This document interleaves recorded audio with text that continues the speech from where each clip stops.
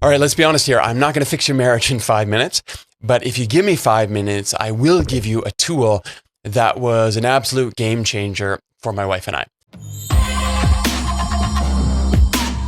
We got married pretty young, in our early 20s, and we really struggled because of that. We did not know what we were doing. We did not know who we were as individuals, but we are now coming up on 25 years of marriage this spring.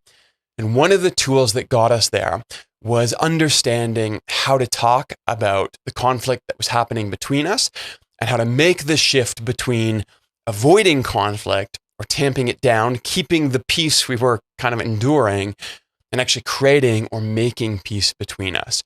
A very simple tool on how to diagnose conflict and at least begin the work of transforming that into change.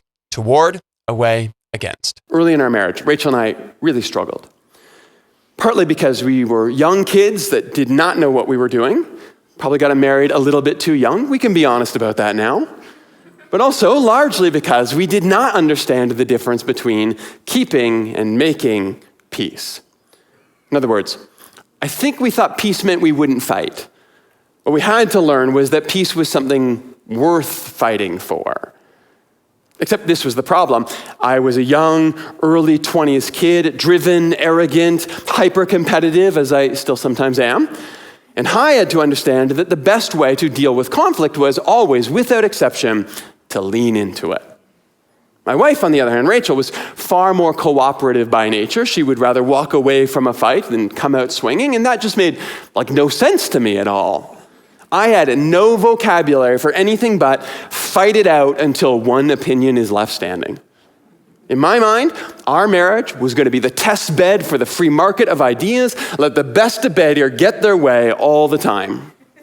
Unsurprisingly, that did not make for the healthiest of starts. Thankfully, we had enough good people around us, enough courage to get some help through some counseling. I went to therapy. It made a big difference.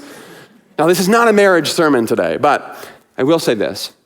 One of the most important things that we stumbled across early in our marriage was a very simple tool for naming what was happening in a lot of our conflict. There's 3 words we learned in therapy: toward, away, against. And the simple premise here was that we all have a default strategy for conflict. Toward is about choosing the other person over your interests. Away is about stepping back from conflict to process, or maybe to avoid. And against is when you lean in all the time, ready to fight. Now, none of those are actually bad. I mean, all of them have their place in our lives. Sometimes it's better to give in. Sometimes it's healthy to disengage. Sometimes you really do need to stand up for yourself.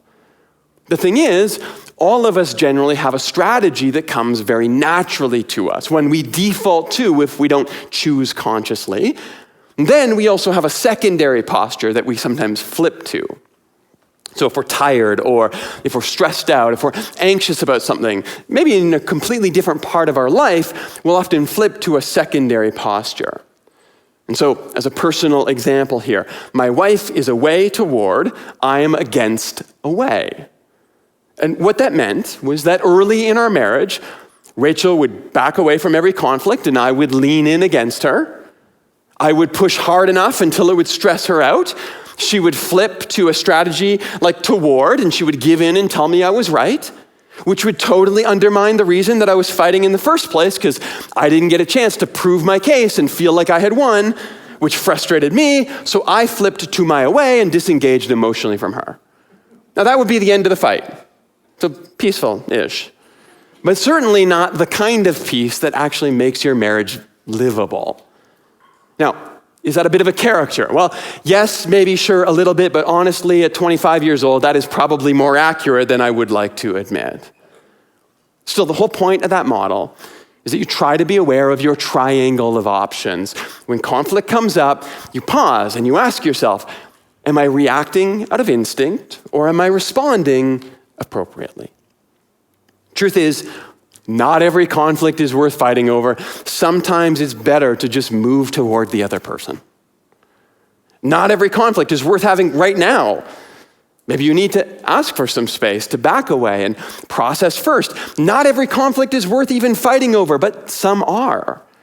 And so it's important that all of us learn how to express and advocate for ourselves in our relationships. The difference is choosing consciously how you're going to respond. And for us, just very simply having that shared language between us, being able to name what was going on, was absolutely a game changer in our marriage. All of a sudden, we could talk about the peace that we needed to make, not just about who didn't do the thing they were supposed to do. I'm not saying 3 words in therapy fixed our marriage overnight, but shared language absolutely gave us a starting point to do the work to get to where we needed to be. And considering we honestly went from pretty tenuous in our marriage to 25 years of marriage this spring, I think we did pretty well at that. Still, I drag all of this personal baggage out into the open because Rachel and I really did need to learn that there is a monumental difference between keeping a tenuous peace in place by tamping down conflict and actually creating peace, making peace in our relationships by learning about what was happening to us, understanding the conflict around us for what it was, and then working diligently not to diffuse it, but to use conflict to bring about the change that we needed.